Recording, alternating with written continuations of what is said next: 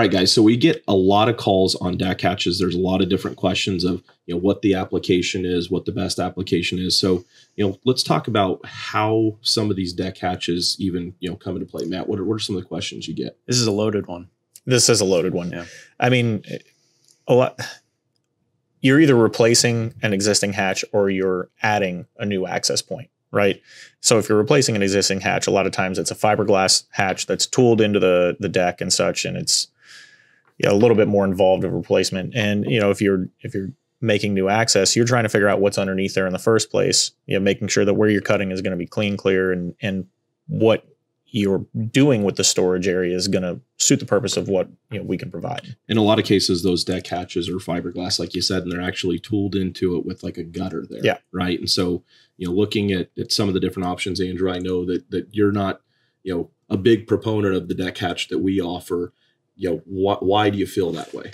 Yeah. I mean, to answer that question, you got to reiterate, you don't see deck hatches like this on new production boats. For the most part, it is, the fiberglass, tooled into the boat, manufactured by the boat builder, or it's the, injection molded style that have, the two-piece frames where the frame, the top frame is incorporated into the actual hatch and covers the frame from a waterproofing perspective.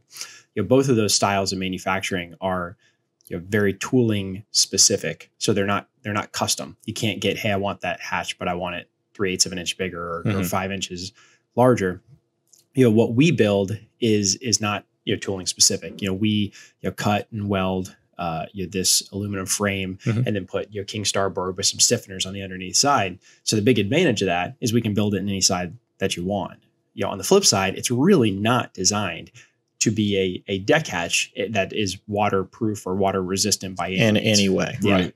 And I know that's typically, we try to warn about that. I think there's a yellow warning. This is not waterproof, which is a non-issue in a lot of cases. So don't get me wrong. I think it's a really good product with a major limitation being water will seep into it. So if you're using it for like a dry storage hatch or something like that, you would not use this. You would go over it with, like you said, some type that's tooled into the boat. Or we've got some other hatches from different vendors that the door closes over the top of the actual frame rather than inside of it, like this style. Right. 100%. But a lot of cases you are, SOL. If Matt, you walk through that. Give an example of Customer calls you, broken fiberglass hatch. Yeah. The biggest challenge is, you've got a 25-year-old boat, the hatches, or maybe 30-year-old boat. The fish box hatch is wood core. It's just a little soggy, rotted, it's 30 years old, and you get a buddy that steps on it and it cracks under his weight. And I can't have anybody on the boat stepping on this hatch anymore. I have to replace it. Right. So the first option would be to look at something like this with an aluminum First frame. option would be to call your boat builder, but good luck. Right. I mean, in a perfect world, you're going back in with the same fiberglass hatch. Yeah. Right? 20, 30-year-old boat. Exactly. They may not have the tooling for that. In most cases, they probably don't. Right. So you're going to a fiberglass shop and you're saying, hey, can you use the existing, fiberglass and gel coat, hollow out the core, replace it with something, and then reglass it to make it, or re-gel coat it, make it look good and functional again. Is that practical in some cases, or that's tough to find someone that does that kind of work? It is tough to find someone that does that kind of work, but if you know the right people, they can get it done. The question is, how much are you going to spend on it? Sure. That's the biggest challenge, because the time that it takes to do that is going to be pretty extensive. So something like this is very much so not a 1-for-1 replacement for that, right? Absolutely I mean, so the way it's going to mount, you're going to have to cut out the lip. I mean, if we're talking specifically fiberglass deck hatches, you're probably going to have to cut the lip out, so that this sets down into it and mounts either through the frame or through the inside, of the frame. So it's pretty labor intensive. It is definitely not a 1-for-1 replacement. Yeah, there's going to be some work done on the customer's end to make it happen, or on, whoever their installer might be.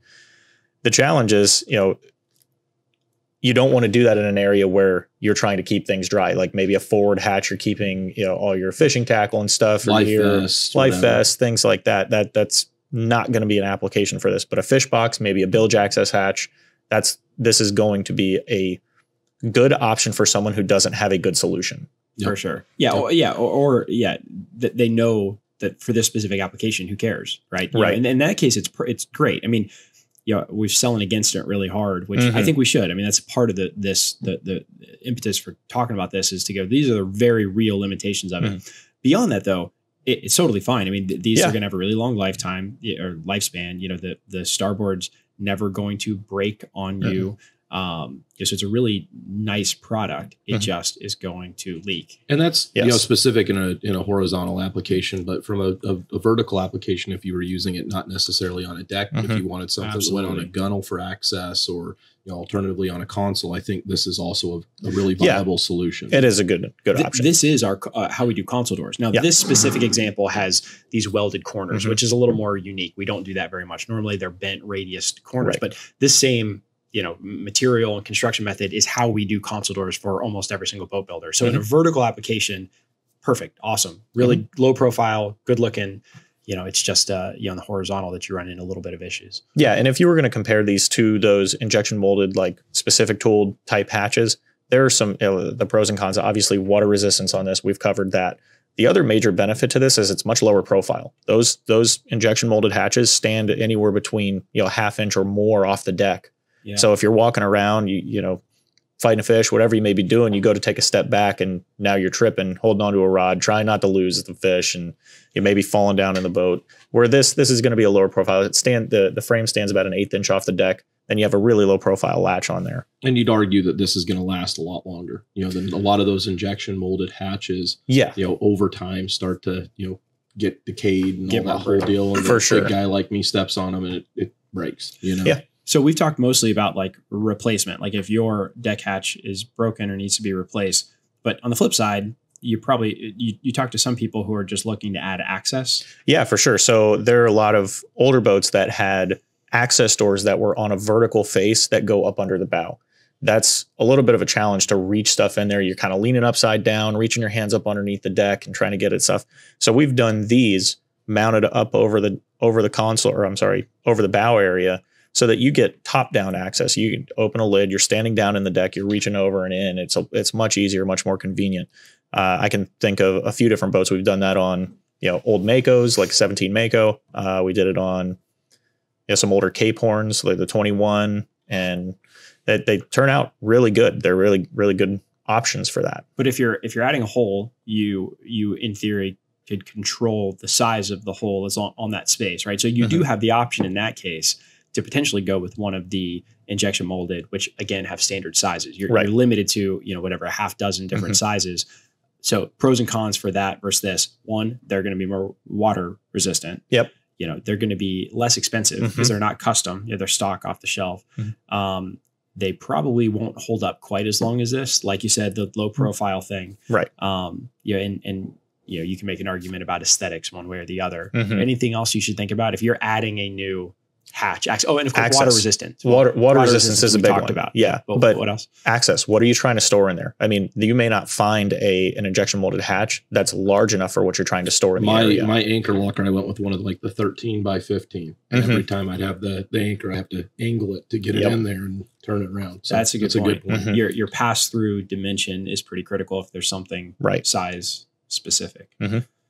Good stuff. Awesome. Yeah.